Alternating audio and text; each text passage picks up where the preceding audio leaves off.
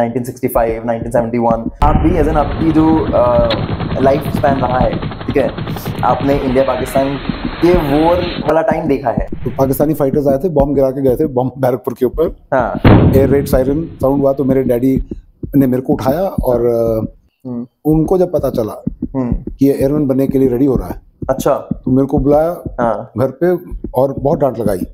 और मजाक में करता हूँ, ये मेरी पहली बीवी है। पहली बीवी, हाँ ठीक है। ये मेरी दूसरी बीवी है। जो एयरफोर्स में जा रहे हैं और विजेता नहीं देखी है तो मतलब की कोई फायदा नहीं है, राइट। तो एक बहुत ही ज्यादा इमोशनल मिग 21 की बात करेंगे, राइट। वहां पे वो क्रैश हो जाता है, राइट। तो उसकी वजह से ब्लेम होना स्टार्ट, पॉलिटिक्स करना स्टार्ट कर देते हैं। ये वो बहुत बड़ा इशू हुआ था, मतलब उसकी वजह से भी इशू हुआ था और उसी की वजह से लोग थोड़ा एयरफोर्स के बारे में थोड़ा सा और ज्यादा समझ आना स्टार्ट हो गया, पता चल गया। Hi Chris, hi, how are you? Good, thank you. Sit. How are you? Great है, great. Thank you so much for joining my छोटा सा पॉडकास्ट। Thank you. ठीक है, और बहुत ही शॉर्ट नोटिस पर ये हम इंटरव्यू शेड्यूल किया है आपके साथ। जी हाँ, ऑलमोस्ट ओवरनाइट। एक दो बार प्लान कर रहे थे लेकिन वो हो नहीं पाया था, ठीक है। Before we move forward to any particular part और any particular session of the interview, ठीक है, मैं थोड़ा बहुत एज एन आपके बारे में बता देता हूँ। जब मैंने एक्चुअली स्टार्ट किया था अपना जो पॉडकास्ट की जर्नी है या इंटरव्यू की जो जर्नी मैंने स्टार्ट की थी, तो मुझे ऐसा लगा नहीं था कि मैं किसी एज इन बड़ी पर्सनालिटीज का इंटरव्यू ले रहा हूँ या फिर ऐसे। और अभी right now as an ex fighter pilot का इंटरव्यू एज एन स्टार्ट करने वाला हूँ मैं, ठीक है। तो it's a huge honour. Thank you so much first of all यार, थैंक यू इंटरव्यू देने के लिए भी, ठीक है। एंड आपकी जो जर्नी है, जो मुझे थोड़ा बहुत एज एन देखा जाए तो मैं आपको अप्रोच क्यों कर रहा हूँ, ठीक है, क्योंकि आपकी जर्नी बहुत इंटरेस्टिंग है ओवरऑल देखा जाए तो, ठीक है। अगर 1965, 1971 मैं एक खतरे के समय बोल रही हूँ। कुछ ही घंटे पहले 3 दिसंबर पाकिस्तान ने हमारे ऊपर एक हमला किया। इवन आप भी एज एन आपकी जो लाइफ स्पैन रहा है, ठीक है, आपने इंडिया पाकिस्तान के वॉर वाला टाइम देखा है। वॉर वाला टाइम कह सकते हैं बचपन में मतलब 12 साल के 13 साल के थे आप जब 1971 वॉर हुआ था। 65 वॉर देखा था ईस्ट पाकिस्तान की तरफ। जब मेरे डैडी कलकत्ता के पास बैरकपुर में पोस्टेड थे, तो पाकिस्तानी फाइटर्स आए थे, बॉम्ब गिरा के गए थे, बॉम्ब बैरकपुर के ऊपर। एयर रेड सायरन साउंड हुआ तो मेरे डैडी ने मेरे को उठाया और हम लोग कोर्टयार्ड में चले गए, बैकयार्ड में। मम्मी और मेरी नानी थी साथ में। हम लोग सब फ्लैट जमीन पे लेट गए। उसके बाद जब ऑल थोड़ी देर के बाद ऑल क्लियर हुआ तो we resume normal. Correct. But जब हम लेटे हुए थे, अच्छा, तो जब जहाज की आवाज आई, तो मैंने ऊपर देखा तो मेरे को 2 फाइटर्स दिखाई दिए। अच्छा, छोटे से जहाज दिखाई दिए जा रहे ऊपर से। डैड ओनली पॉइंटेड आउट, वो देखो जा रहा है। Those are Pakistani fighters. They had attacked that airbase and they were going back. अरे इंटरेस्टिंग, ठीक है। 71 के टाइम में dad was posted in Allahabad. Not so actively involved in the war per se, because Allahabad is centrally located in the country. But we used to practice what is called the blackout. All lights off whenever there is a siren. All lights should go off, so that the enemy doesn't identify कि भाई there is a light there. That means लोग रहते हैं. Correct. They can drop bombs. So all lights are supposed to be switched off. Only practice. Allahabad was never actively involved in this. लोग passionate तो है, मतलब air force को लेकर के भी, पायलट्स को लेकर के भी, ठीक है। इवन ओवर देखा जाए तो कि लोग जानना चाहते हैं, ठीक है। बट अगर हम जो मेरा पॉइंट ऑफ व्यू भी है और मैंने थोड़ा ऑब्जर्व भी किया है, लोगों को पता ही कुछ नहीं है, राइट। ओवर मत देखा जाए तो पॉसिबली, हाँ, जो मैंने ऑब्जर्व किया है कि लोगों के दिमाग में इज्जत है कि भाई इज्जत है, रिस्पेक्ट है उस चीज को लेकर के। लेकिन अगर पूछोगे कि यार एयरफोर्स क्या करती है, क्यों एग्जिस्ट करती है, कौन से एयरक्राफ्ट्स हैं, कितना उनका बजट है, कितना नहीं बजट है, कैसी लाइफ रहती है, कि एयरफोर्स पायलट की कैसी लाइफ रहती है, राइट, नहीं पता है। सीरियसली नहीं पता। उनको ऐसा लगता है कि यार बहुत ही ज्यादा मतलब कि अमेजिंग लाइफ ये है वो है, बहुत सारी चीजें उसमें, राइट। बट डिफिकल्टीज के बारे में नहीं पता होता है।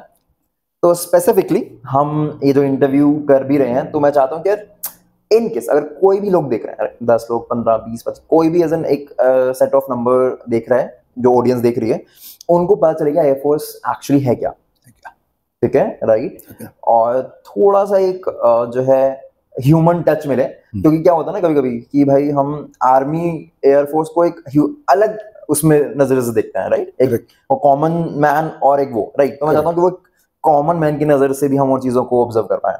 Got it? ठीक है, तो लेट्स स्टार्ट द कॉन्वर्सेशन। ठीक है, first of all let's start with your introduction. ठीक है, आप अपने बारे में थोड़ा बहुत जनता को बताना चाहो पहला, कि आप क्या हो, क्यों हो, कैसे हो, क्यों एग्जिस्ट करते हो दुनिया में। ये आप थोड़ा बहुत बता दीजिए अपने बारे में। हम लोग 3 भाई हैं। ठीक है, मैं सबसे बड़ा हूँ। 2 छोटे भाई हैं। हाँ. मेरे डैड एयरफोर्स में थे। अच्छा। As an airman, he was a flight crew, being part of the cockpit crew, flying AN-12 aircraft those years. ठीक है, and Packet. हाँ, Packet. हाँ, name of the aircraft was Packet. Packet, हाँ, Fairchild Packet. Okay. He also flew the AN-12. मेरी पढ़ाई खत्म हुई थी तब सेंट्रल स्कूल से, 11th होता था उस समय। Okay, higher secondary. ठीक है, उसके पढ़ने के बाद तुरंत मैंने I must join, do some work and earn money. Okay, dad को हेल्प करेंगे। हाँ, so I wanted to become an airman. Airman is like my dad. Okay, ठीक है। I never thought beyond that. वो मेरे डैड के senior हैं, उनकी 2 बेटियां हैं। उनको जब पता चला कि एयरमैन बनने के लिए रेडी हो रहा है, अच्छा, तो मेरे को बुलाया घर पे और बहुत डांट लगाई कि why should you become an airman? Why not an officer? Okay, अच्छा। Do your graduation. Aim higher. ठीक है। I said okay. That's when I decided to join college. Graduation किया, कॉलेज के दौरान एनसीसी ज्वाइन करी। ओके, ठीक है। And air wing NCC. Air wing NCC, ठीक है। तो through NCC also you can join the army, navy और एयरफोर्स। अच्छा। आपके पास अगर सी सर्टिफिकेट है एनसीसी का, ठीक है, देन आपको डायरेक्टली सर्विस सिलेक्शन बोर्ड के इंटरव्यू में बुलाया जा सकता है। अच्छा, ऐसा होता है? कितना टाइम में वो सी सर्टिफिकेट मिलता है आपको? नॉर्मली 3 साल का वो रहता है। नॉर्मली 3 साल का। ओके, ठीक है। A certificate is for junior division, senior division में बीएनसी सर्टिफिकेट होता है। ठीक है, ओके। तो ग्रेजुएशन खत्म करने के बाद एनसीसी के थ्रू मैंने अप्लाई किया था। इस दौरान मैंने यूपीएससी का एग्जाम दिया था। यूपीएससी का एग्जाम दिया था, अच्छा, ओके। आर्मी के लिए, आर्मी के लिए IMA and OT, Indian military academy and officers training academy. ठीक है। आजकल वो ओटीएस हो गया, officers training school, OTS. Okay. तो उसके लिए जब अपेयर किया, यूपीएससी क्लियर कर दिया था मैंने। हाँ, यूपीएससी क्लियर किया आपने? या, and I was called for interview in Allahabad. Services selection board Allahabad, उसको सिलेक्शन बोर्ड नहीं बोलते थे, रिजेक्शन सेंटर बोलते थे। रिजेक्शन सेंटर, ऐसा क्यों? इस तरह से बदनाम था क्योंकि वहाँ बहुत कम सेलेक्ट होते थे। It was so strict. Okay, तो वहाँ सेलेक्ट हो गया मैं। उसके बाद एयरफोर्स का कॉल लेटर आया। हाँ, एयरफोर्स का इंटरव्यू भी अच्छा हो गया, उसमें भी सेलेक्ट हो गया। ठीक है। अभी हम वेट कर रहे थे कॉल लेटर के लिए ग्रेजुएशन के बाद। हाँ, मैं चाह रहा था आर्मी ज्वाइन करना। अच्छा, ठीक है, क्योंकि वो मेरा पैशन था। आर्मी में आपका पैशन था? हाँ। ओके। एयरफोर्स का एनसीसी सर्टिफिकेट किया तो इधर कर देते हैं। अच्छा, इंटरव्यू चले गए, वो भी क्लियर हो गया। ठीक है। कॉल लेटर, ज्वाइनिंग लेटर मेरा एयरफोर्स का पहले आ गया। अच्छा। उस समय ज्वाइन करने के बाद मेरे घर पे आईएमए का ज्वाइनिंग लेटर आया। Too late. By then I had already joined the Air Force. हाँ, सही बात है। That's how I joined the Air Force. हाँ, मतलब अच्छा, अगर सपोज मतलब अगर आप ये एयर फोर्स ज्वाइन नहीं करते तो आप आर्मी में होता ना। कैसा, मतलब रिग्रेट है उस चीज का या फिर मतलब ये यही लाइफ अच्छी है? Definitely no regrets. हाँ, I'm sure army life is very thrilling, हाँ, very satisfying. But the Air Force life is equally good. Well, actually school में अगर देखा जाए ना, स्कूल में जो एयरफोर्स विंग होता है, एयरफोर्स के लिए लोग जा रहे होते हैं और आर्मी के लिए जा रहे हैं, 2 डिफरेंट राइट, ऐसे होता है। हाँ, नेवी के लिए भी हो सकता है। नेवी के लिए बहुत ही कम स्कूल है। भोपाल में एक स्कूल है जो नेवी के लिए प्रिपेयर करता है। हाँ, बहुत कम स्कूल है नेवी के। अगर नेवी है भी छोटा ना, बहुत छोटा है। हाँ, मतलब बहुत कम स्कूल है। मेरा एक दोस्त है भोपाल में ही है, उसने मुझे बताया था एक्चुअली। तो वो नेवी वाले स्कूल में ही था स्पेसिफिकली, राइट। तो वो भी उसने भी वो भी कैरी ट्राई है, क्योंकि बेसिस कम है ना। Naval stations are very few. Army के 2 एयरफोर्स के ज्यादा हैं, आर्मी के और भी ज्यादा हैं। आर्मी के तो सबसे ज्यादा है। So you have army school, air force school and navy school. But air force का एक अलग चार्म होता था। मैं ऐसा नहीं, आर्मी वाले ऐसे मेरे को स्कूल में तो यही था कि आर्मी का जब सिलेक्शन हो रहा था कि राइट, तो कुछ सिलेक्शन पीटीआई जो हमारे सर होते थे राइट, वही सिलेक्ट करते थे, ठीक है। तो उनका क्राइटेरिया थोड़ा सा इजी रहता था, एयरफोर्स के लिए क्राइटेरिया थोड़ा सा टफ होता था। तुम आर्मी वालों को हमने डाल दिया बच्चों को, लेकिन एयरफोर्स वाले बच्चे थोड़ा अलग है। अच्छा, हाँ ऐसा रखते थे क्वालिटी, उसमें क्वालिटी वाले एयरफोर्स वाले में जाएंगे, आर्मी वाले थोड़े से वो उसमें रखेंगे, तो ऐसा था, ठीक है। तो ओवरऑल अगर देखा जाए तो आपकी जो स्टोरी है वो इंटरेस्टिंग क्यों है, क्योंकि आपकी जिस तरह से आपने एयरफोर्स ज्वाइन किया है वो इंटरेस्टिंग, क्योंकि बच्चे दो तरह से एयरफोर्स में जाते हैं। एक तो अपना 12वीं के बाद अपना एनडीए देता है, एनडीए एग्जाम होता है, एनडीए, और अपना ग्रेजुएशन के बाद एफकेट के एग्जाम होने वाले हैं, एफकेट के एग्जाम होते हैं आजकल, वो नया टर्मिनोलॉजी आया, नया टर्म आया, राइट। तो अकॉर्डिंग टू यू, आप ये क्वेश्चन थोड़ा सा जरूरी है, क्योंकि अगर मान लो कोई भी एज एन एयरफोर्स में जाना चाहता है, सपोज है ना, कोई भी बच्चा एयरफोर्स में जाना चाहता है, तो what's the best process according to you, मतलब क्या एक सही वे होगा, या फिर जर्नीज को फॉलो कर सकते हैं बच्चे? If you are aspiring to be an officer, हाँ ओके, ऑफिसर कैडर में, एयरफोर्स में यू हैव फ्लाइंग ब्रांच, ठीक है, and you have the ground duty branch.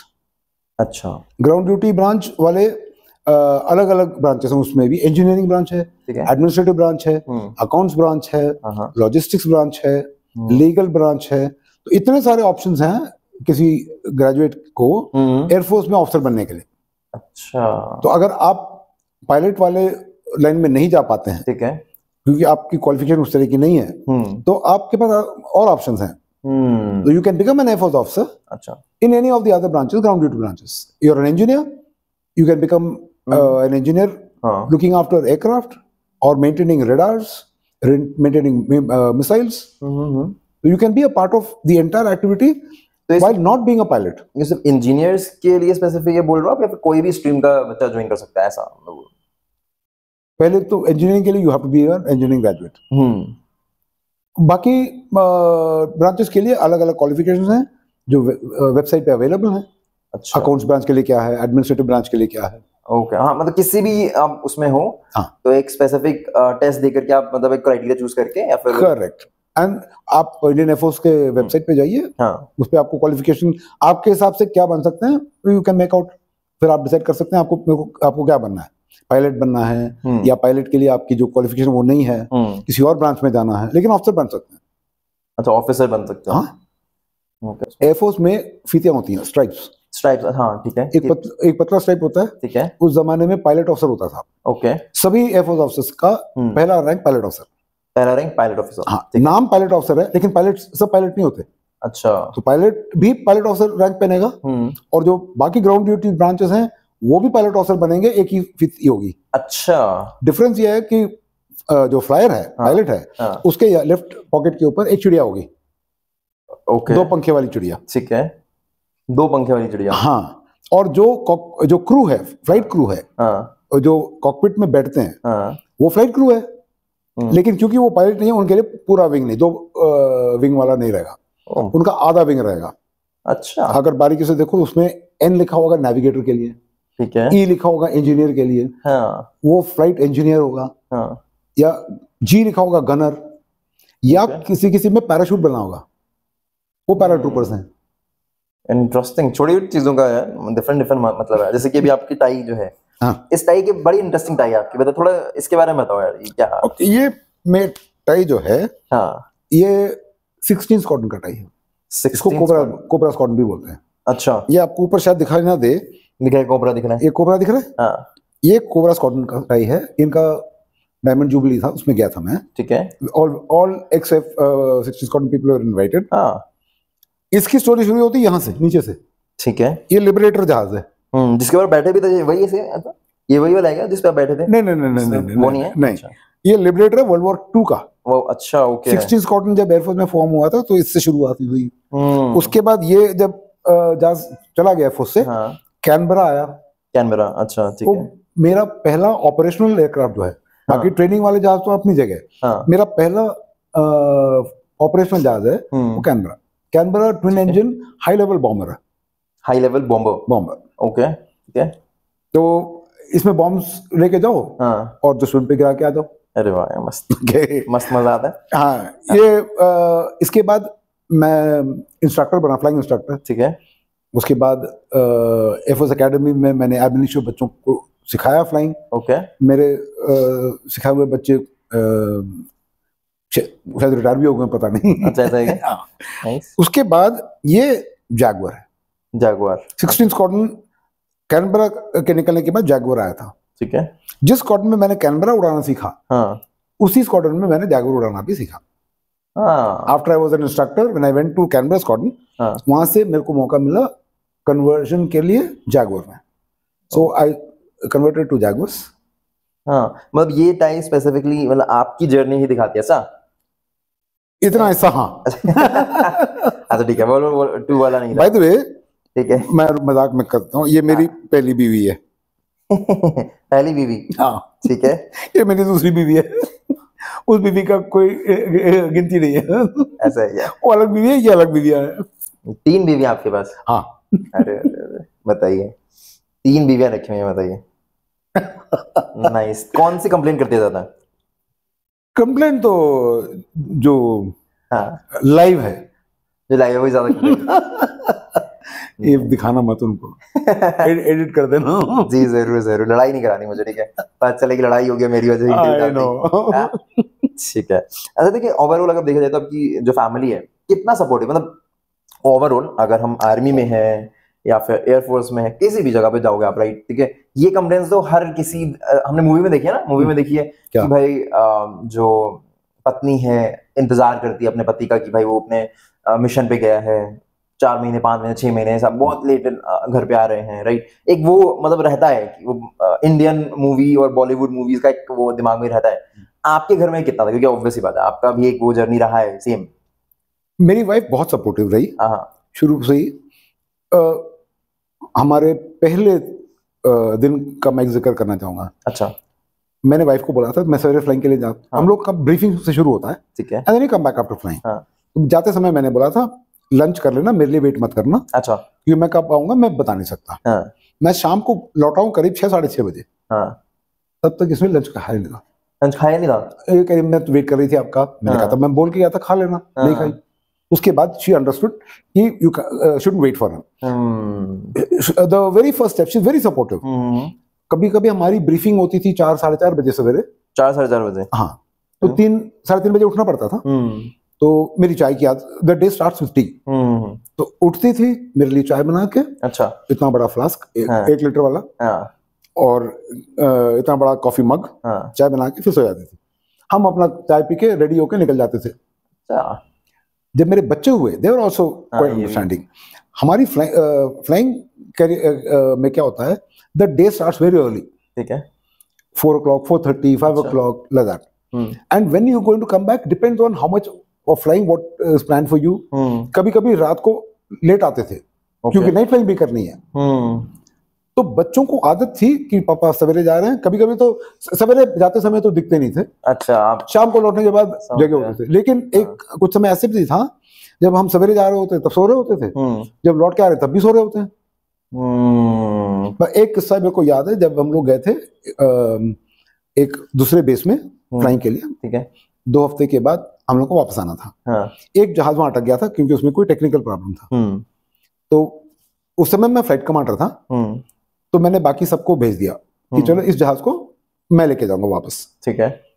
तो उधर जब स्कॉटलैंड वापस जा रहा था तो फैमिली सबको इनवाइट किया था, wives were there, the children were there. तो मेरी वाइफ भी गई थी और मेरे बच्चों को लेके गई थी। अच्छा। तो सब जाते हैं। तो there my youngest son felt very sad that पापा नहीं आए, but then he understood, he was a small boy, he doesn't understand. सही बात है। Otherwise they used to it, बहुत सपोर्टिव है, कभी कोई शिकायत नहीं करी। हाँ। कब क्या इतना लेट आ रहे हो, नेवर, कभी नहीं, नेवर। ओके। दिन सब मंडे से लेके फ्राइडे सैटरडे तक दबा के फ्लाइंग करो, सैटरडे शाम संडे को एंजॉय करो।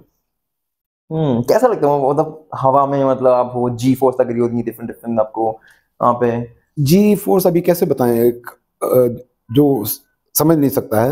अब आप लिफ्ट में जा रहे हैं, हाँ, आप ग्राउंड फ्लोर में हैं, हाँ, जैसे ही आप किसी भी ऊपर वाले फ्लोर को दबाएंगे, हाँ, झटका लगता है, हाँ, आपको ऐसा नहीं हल्का सा, बहुत हल्का सा महसूस होता है कि ऊपर से प्रेशर आ रहा है, हाँ, because you are being pushed up. Correct. That is because of the gravitational force. You additional forces pulling it down, हाँ pulling it down. So when जब जहाज ऐसे जाता है तो you get pressed against the seat, तो it is like somebody is putting pressure on you. Okay, अभी हम लोग बैठे हुए हैं, हमारे ऊपर एक ग्रेविटेशन फोर्स का इफेक्ट है, 1G। अभी आप ऊपर जाएंगे 3 4 5 ऐसे, if it is double the force, it becomes 2G, 3 times 3G। कितना मैक्सिमम झेल सकते हैं मतलब एक हमारा हमारे जहाज का लिमिटेशन था जैगुआर में, अच्छा 7G था, but we wear G suit, G suit पहनते हैं, it's called anti G suit. Okay, उसमें क्या है, बेली, थाइज एंड कफ में देयर आर एयर बैग्स, ठीक है, जब आप अच्छा ओके, ऑटोमेटिक इन्फ्लेट हो जाता है वो, हाँ, and it puts pressure, balance out हो जाता है थोड़ा सा, नहीं, it does not allow the blood to go down. When you're under G, तो blood starts coming downwards. तो अगर आपके brain तक blood नहीं गया, then you can imagine what can happen. So to prevent the blood from coming down, the airbags will fill up and not allow the blood to go down, come down. Okay. So you can sustain more G. Interesting. You have fighters which go up to 9G. Su-30 है, MiG-29 है, you can pull up to 9G. 9G तक. Supported by, of course. As a trainee, 5.5 6G is normal. Even a cadet. 5.5G तक उसको aerobatics सिखाया जाता है। वो कभी कभी गलती से 6G भी खींच लेता है। अच्छा ऐसा है? हाँ, बस पेट को टाइट करना है। प्रॉब्लम्स होती हैं मतलब ऐसा, मतलब ऑब्वियस कुछ नहीं, कोई प्रॉब्लम नहीं होती, पेट को टाइट करना है। हाँ, कुछ तो होता होगा ऐसा, मतलब आपने कुछ 5 साल 10 साल तक अपने एयरक्राफ्ट फाइटर एयरक्राफ्ट उड़ा रहे हो, कुछ तो प्रॉब्लम्स होती होंगी। कुछ नहीं होता, कोई मजा आता है, मजा आता है। अच्छा, when you do aerobatics, Surya Kiran को देखा? हाँ, या कोई और फाइटर जो एरोबैटिक्स करता है देखा ना? हाँ। अब इमेजिन, देखने वाले को उतना मजा आ रहा है तो उड़ाने वाले को कितना मजा आ रहा होगा। ओके, हाँ, लाइफ तो इंटरेस्टिंग है वैसे, एक तरह से देखा जाए तो। फाइटर फ्लाइंग एक हॉबी है, and you get paid for enjoying your flying. इससे बढ़िया क्या हो सकता है? नाइस। अभी मतलब उसमें फाइट इन्वॉल्व ना हो तो ये भी है ना? नहीं, व्हाई नॉट? कॉम्बैट हो तो I would like to shoot enemy aircraft down. हां, व्हाई नॉट? ये तो गेम्स वाला हो गया पूरा, गेम्स खेलते खेलते मतलब सामने वाले को उड़ाने में। It's all the man behind the machine. If you are good, you shoot the enemy down. Right, interesting. इससे मुझे वो एयरक्राफ्ट की अगर हम बात कर रहे हैं तो आप, हाँ, यहाँ पे बहुत सारी मूवीज भी बनी है मतलब एयरफोर्स को लेकर के, अगर हम जो कॉन्वर्सेशन अगर कर रहे हैं तो राइट।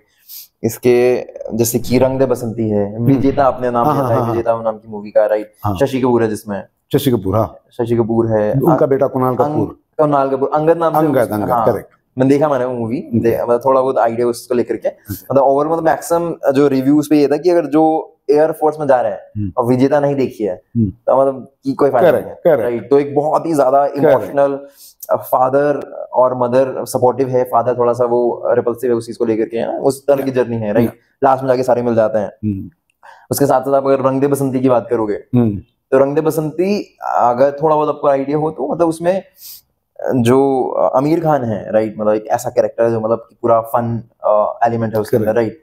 एंड में जाकर के मतलब कि वो पूरा देशभक्ति वाली भावना उसमें आ गए थे, क्योंकि उनके जो कोई ऑफिसर थे फ्लाइट जो एयरफोर्स, लेफ्टिनेंट, हाँ, तो उनको एज एन MiG-21 की बात करेंगे, राइट, वहां पे वो क्रैश हो जाता है, राइट। तो उसकी वजह से ब्लेम होना स्टार्ट, पॉलिटिक्स करना स्टार्ट कर देते हैं, ये वो बहुत बड़ा इशू हुआ था, मतलब उसकी वजह से भी इशू हुआ था, और उसी की वजह से लोग थोड़ा एयरफोर्स के बारे में थोड़ा सा और ज्यादा समझ आना स्टार्ट हो गया, पता चल गया थोड़ा बहुत, क्योंकि लोगों को नहीं पता इतना।